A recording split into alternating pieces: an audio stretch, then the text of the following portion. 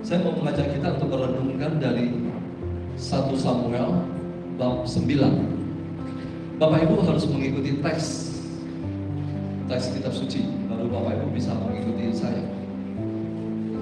Mari kita buka 1 Samuel bab 9. Mari kita tundukkan kepala. Terima kasih Bapa, Putra, dan Roh Kudus.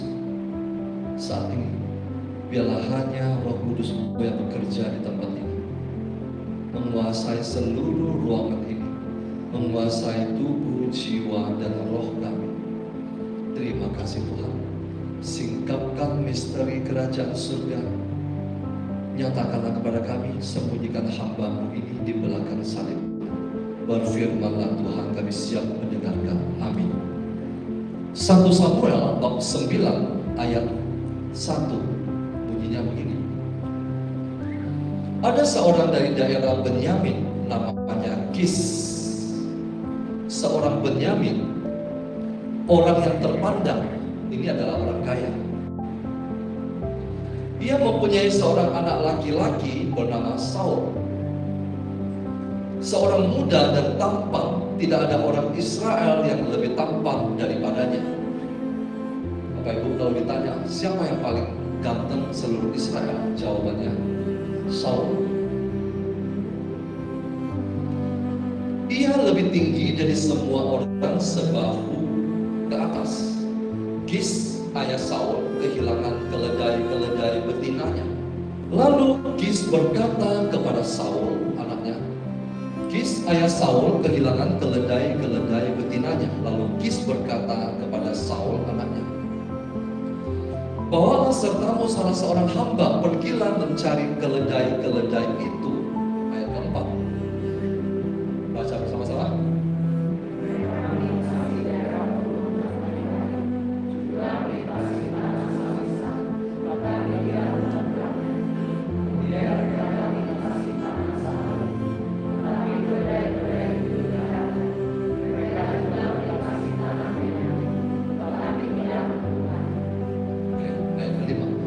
Ketika mereka tiba di tanah Zuf, Saul berkata kepada hamba yang bersamanya, mari kita pulang. Nanti bukan keledai-keledai itu lagi yang dikhawatirkan ayahku, melainkan kita. Tetapi hamba itu berkata kepadanya, tunggu, di kota ini ada seorang abdi Allah, seorang yang sangat dihormati. Semua yang dikatakannya selalu terjadi. Di kota itu ada seorang hamba Tuhan. Mari kita pergi ke sana sekarang juga. Mungkin ia akan memberitahu kita jalan yang harus kita tempuh. Saul mencari keledai betina ayahnya dari satu tempat ke satu tempat dan tidak menemukan. Dia hampir putus asa, hampir mau pulang. Ayat ke-7. Kata Saul kepada hambanya, tetapi kalau kita pergi, apa yang akan kita bawa untuk orang itu? Roti di kantong kita telah habis, dan tidak ada pemberian untuk dibawa kepada abdi Allah itu. Apa yang ada pada kita? Mereka ingin bertemu dengan hamba Tuhan itu. Tetapi Saul berpikir mereka tidak membawa amplop persembahan. Hamba itu kembali menjawab Saul, katanya, kebetulan masih ada padaku 1/4 shikal perak. Aku dapat memberikannya kepada abdi Allah itu, dan dia akan memberitahu kita jalan yang harus ditempuh. Bapak Ibu, di sini ada satu pengajaran. Ketika kita berjumpa dengan seorang abdi Allah, hamba Tuhan, kita harus mempersembahkan sesuatu. Kenapa? Hamba Tuhan adalah representasi Tuhan.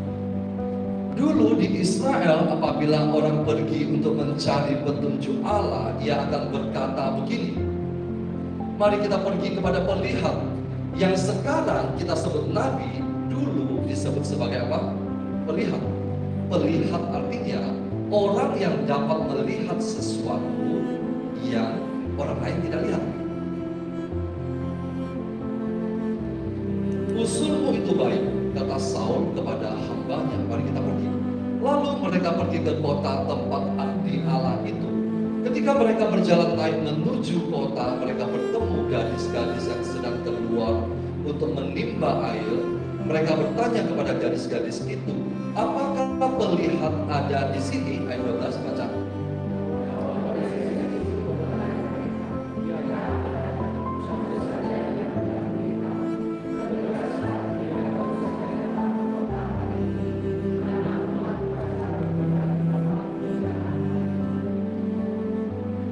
Bergegaslah, ia baru saja datang ke kota ini.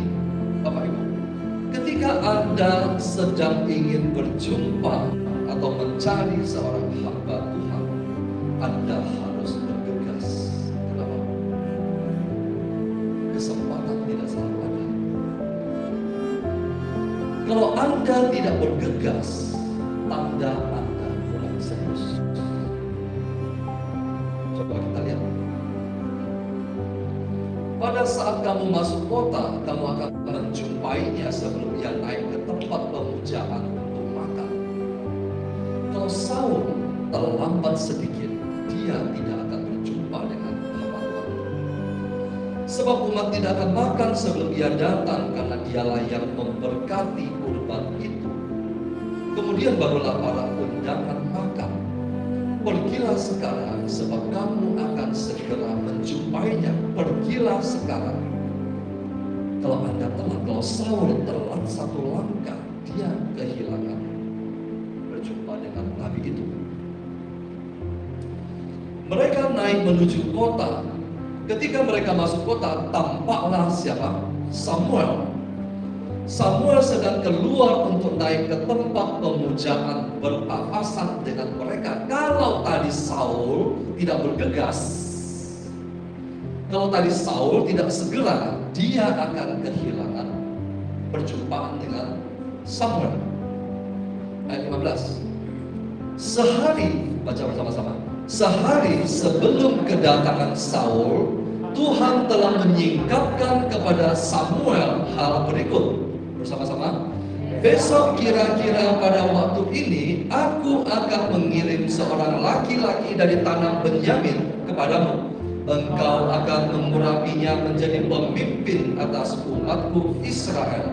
Dia akan menyelamatkan umatku dari tangan orang Filistin. Aku telah menilik umatku karena ceritanya telah sampai kepadaku. Bapak Ibu, siapa Saul? Saul adalah raja pertama Israel, raja kedua Daud, raja ketiga Salomo, dan seterusnya dan seterusnya. Saul akan diurapi untuk menjadi raja, memimpin bangsa Israel untuk satu tugas apa? Tertulis di situ. Ia akan menyelamatkan umatku dari tangan orang Filistin. Saat itu Israel sedang berhadapan dengan Filistin, dan kita sama-sama tahu nanti Daud akan melawan Goliat. Ayat 17. Ketika Samuel melihat Saul, Tuhan berfirman kepadanya, inilah orang yang kukatakan kepadamu itu, dialah yang akan berkuasa atas umatku. Ayat 15 tadi dikatakan, sehari sebelum kedatangan Saul, Tuhan telah menyingkapkan kepada Samuel hal itu. Besok kira-kira pada waktu ini, aku akan mengirim seorang laki-laki dari tanah Benyamin kepadamu. Siapa yang mengirim Saul berjumpa dengan Samuel? Tuhan. Jawab dengan tegas, Tuhan.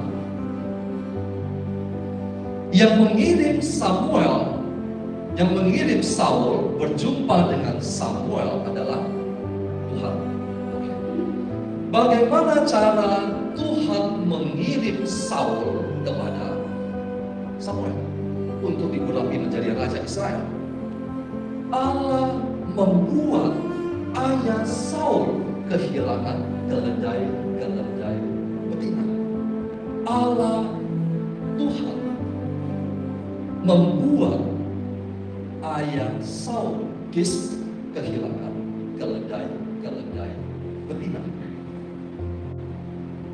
Bapak Ibu, ketika Tuhan hendak mempersiapkan sebuah rahmat kepada Anda, Dia akan izinkan Anda kehilangan sesuatu. Dia akan izinkan Anda masuk ke dalam sebuah pergumulan. Lewat pergumulan itu, Dia akan mengiring Anda sampai berjumpa dengan Samuel. Itu yang dialami oleh Saul. Ayat keempat tadi disebut begini, mereka melintasi daerah pegunungan Efraim. Mereka mencari, bukan seperti dari Kelapa Gading mencari ke Sunter kalau dekat. Dia harus melintasi daerah pegunungan Efraim. Juga melintasi tanah Salisa, tetapi tidak menemukannya. Kenapa tidak menemukannya? Karena Tuhan mau mengiring Saul ke tempat yang lebih jauh, supaya di situ dia bisa berjumpa dengan Samuel. Tujuannya untuk apa? Diurapi. Kemudian mereka melintasi tanah Sahalim, tetapi keledai-keledai itu tidak ada. Mereka juga melintasi tanah Benyamin, tetapi tidak menemukannya. Ayat kelima, ketika mereka tiba di tanah Zuf, Saul berkata, mari kita pulang. Seandainya Saul ketika tiba di tanah Zuf dan dia pulang, berjumpakah dia dengan Samuel? Ketika Tuhan izinkan Anda mengalami sebuah pergumulan hidup dan Anda berproses berjuang, Anda mungkin sampai di pegunungan Efraim saat ini. Tetapi perjuangan Anda belum selesai. Belum ketemu jalan keluar. Jangan berputus asa. Tetap berjuang melintasi tanah Salisa. Katakan tanah Salisa. Saat Anda merasa Anda sudah begitu berat sampai di tanah Salisa, tetapi perjuangan Anda belum menemukan juga jalan keluar, jangan berputus asa, jangan berkecil hati. Tetap berjalan melintasi tanah Sahalim. Kenapa? Segala sesuatu yang Tuhan izinkan akan mengiring Anda untuk berjumpa dengan Samuel. Untuk apa? Diurapi menjadi raja. Mungkin saat ini Anda ada di tanah Sahalim, tetapi keledai-keledai itu tetap tidak ada. Anda masih berjuang melintasi tanah Benyamin, tapi tidak juga tanpa jalan keluar. Rumah sudah mau disita, Pak. Suami masih tetap belum pulang. Maukah Anda masih tetap berjuang? Ketika Anda meneguhkan hati tetap berjuang, lalu Anda sampai di tanah Zuf, apakah Anda akan berkata, mari kita pulang? Nanti bukan keledai-keledai itu lagi yang dikhawatirkan ayahku, melainkan kita. Ayat ke-6. Tetapi hamba itu berkata kepadanya, tunggu. Bapak Ibu, dalam perjuangan Anda, dalam pergumulan Anda membutuhkan sahabat. Ketika Anda memutuskan untuk give up, Anda mendapat seorang sahabat yang memberikan kepada Anda semangat. Tunggu, di kota ini ada seorang abdi Allah, tapi saya sudah berjuang dari Efraim ke Salisa, ke Sahalim, ke Benyamin, ke tanah Zuf. Tunggu, di sini ada seorang abdi Allah. Ketika Anda sudah mau putus asa, sudah mau bunuh diri, tunggu. masih ada seorang abdi Allah di kota ini. Ketika Tuhan izinkan persoalan datang untuk menghampiri Anda, Dia ingin Anda masuk ke rel yang telah Dia tentukan. Kalau Anda dan saya berjalan ke sini dan kemudian menjumpai sebuah batu besar, bukankah Anda dan saya harus berbelok sedikit? Setelah Anda berbelok, Anda menjumpai lagi sebuah batu besar. Anda berkata, Tuhan tidak ada. Di mana-mana saya menjumpai batu besar. Tuhan ingin Anda berbelok sekali lagi sampai Anda masuk ke rel yang Tuhan tentukan. Untuk apa? Rahmat besar menunggu Anda di sana.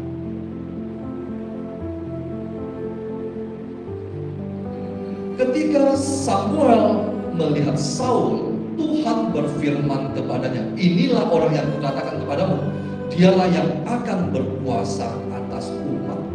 Seandainya Saul pulang ke rumah pada saat dia di tanah Benyamin, apakah dia akan diurapi menjadi raja pertama Israel? Tidak. Tuhan akan memilih orang lain.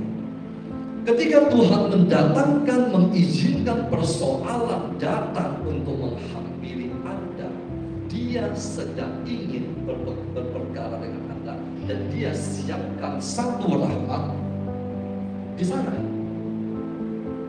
Hanya Anda yang tetap berjuang, tidak putus asa, Anda akan berjumpa dengan Samuel. Bab 10 ayat 1.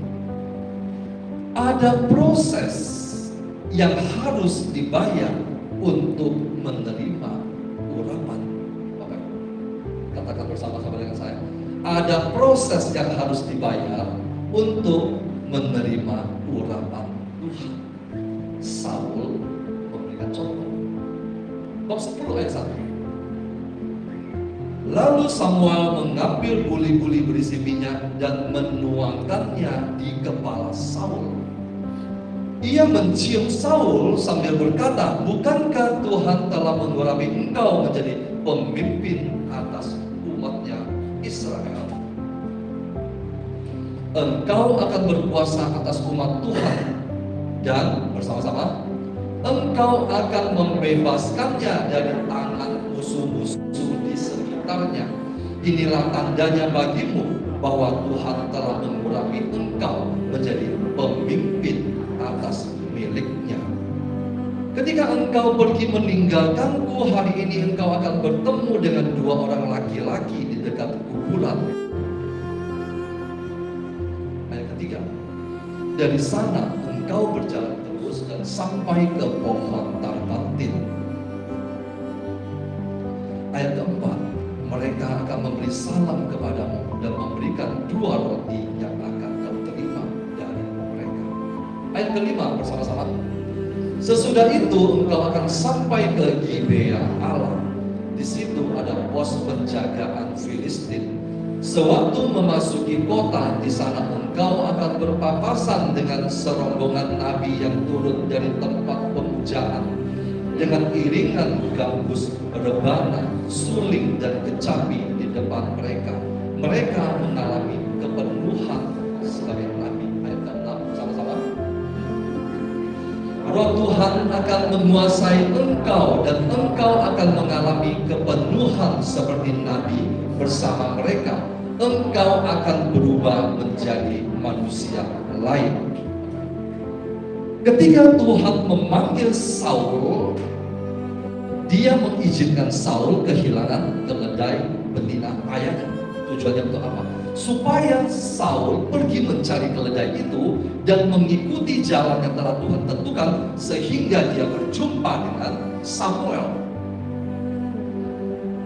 Perjalanan itu tidak diketahui dan tidak dirancang oleh Saul.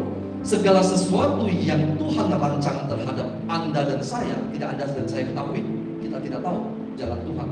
Makanya Tuhan katakan, rancanganmu bukan rancanganku, jalanmu bukan jalanmu. Jalan Tuhan Dia akan menuntut engkau sampai ke sebuah tempat.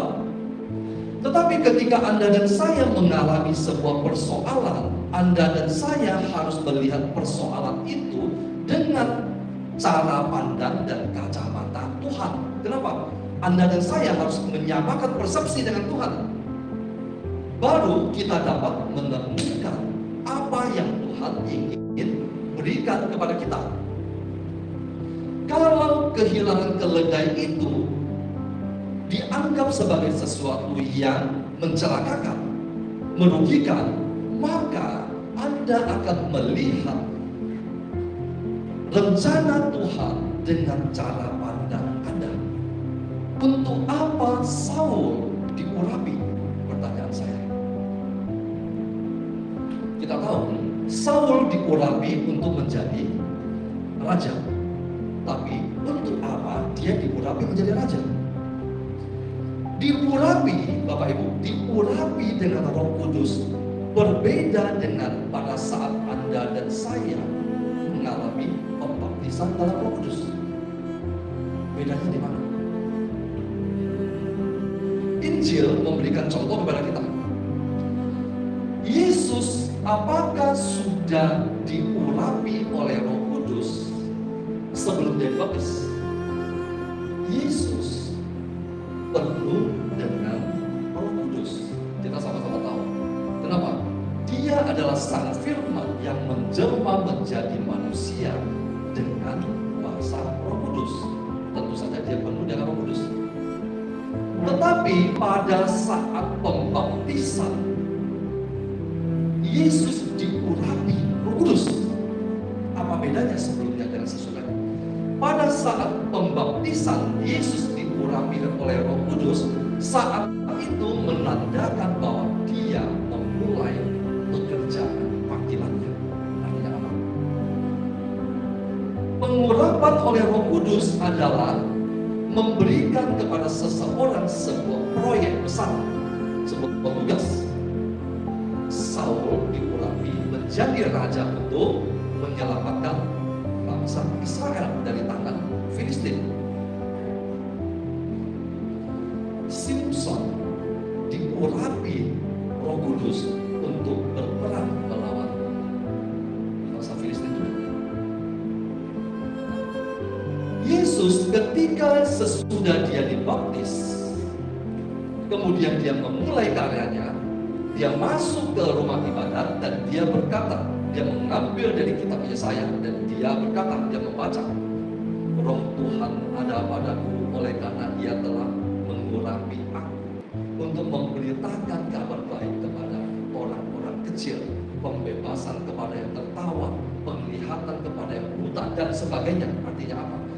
Diurapi adalah menjadikan seseorang layak untuk melakukan pekerjaan Tuhan. Saul diurapi untuk menjadi raja, untuk membebaskan Israel dari tangan Filistin. Bapak Ibu, ketika Anda dan saya mengalami persoalan kehilangan keledai betina Anda, dan Anda dengan tekun, dengan bersemangat mencari tanpa bersungut-sungut, tanpa berbalik arah, tanpa pulang sebelum menemukan, maka Anda akan menemukan urapan Tuhan di situ.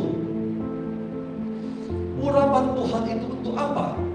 Urapan Tuhan itu ketika kita menerima urapan Tuhan, Anda dan saya baru dapat membebaskan keluarga Anda dari perbudakan iblis. Jadi semua pergumulan yang Tuhan izinkan terjadi dalam hidup kita untuk menghantar kita, mempersiapkan kita, melayakkan kita untuk menerima apa? Urapan. Sesudah Anda dan saya menerima urapan Tuhan, Anda dan saya baru dapat berperang untuk merebut keluarga kita yang menjadi tawanan musuh iblis. Perjuangan kita untuk mendapatkan urapan itu tidak gampang. Kenapa? Anda harus naik gunung, turun gunung. Anda harus berjuang dengan air mata. Anda harus masuk ke ruang doa dan meratap. Doa tidak melulu saya yakin Anda tidak bisa berdoa berjam-jam dengan kata-kata manusia. Anda mau sungguh-sungguh berdoa, Anda masuk ke ruang doa, Anda meratap di sana. Ya singkatannya saya, PW beberapa hari yang lalu, Pak Paulus kurang tidur, makanya merah. Saya bukan kurang tidur, saya habis meratap. Tapi kenapa Jessica belum mau berjuang, belum mau mengikuti ini dan itu? Kenapa masih mengeraskan hati dan sebagainya? Perjuangan untuk mendapatkan urapan sampai Tuhan mengurapi kita butuh proses. Kenapa? Sebelum Anda dan saya layak, Anda dan saya tidak dapat menerima urapan Tuhan. Banyak orang ingin menerima urapan Tuhan, tetapi tidak mau berjuang.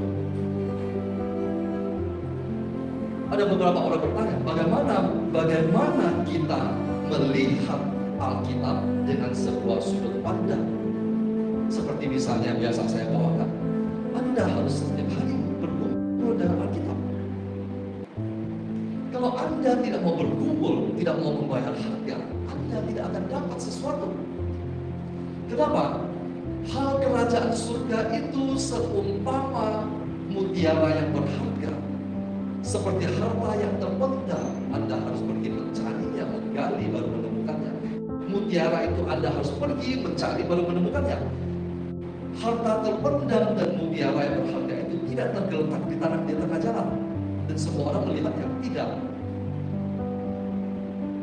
Kerajaan surga itu tidak murah.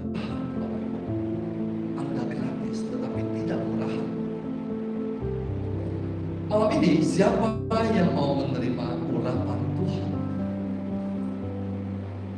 Siapa yang mau mengalami proses demi proses melintasi tanah Salisa, turun ke Sahalim, kemudian sampai di Benyamin, sampai di tanah Zuf dan tidak kembali sebelum Anda menemukannya?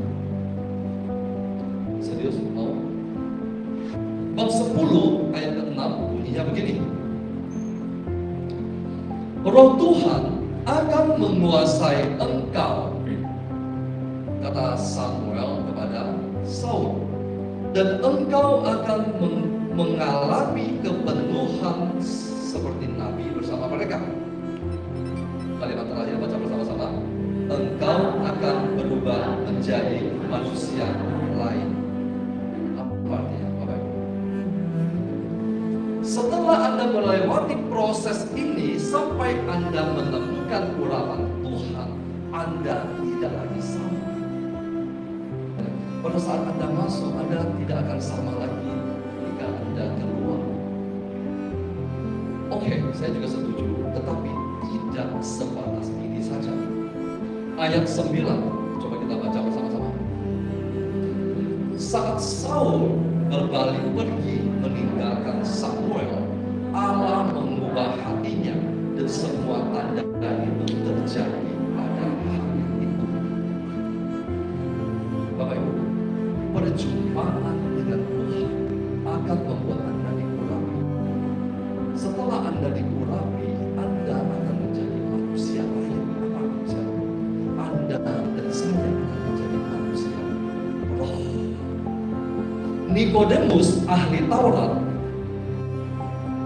berpuluh-puluh tahun menguasai Taurat. Tanpa perjumpaan dengan Yesus, dia hanya seorang ahli Taurat. Nikodemus yang datang malam-malam kepada Yesus.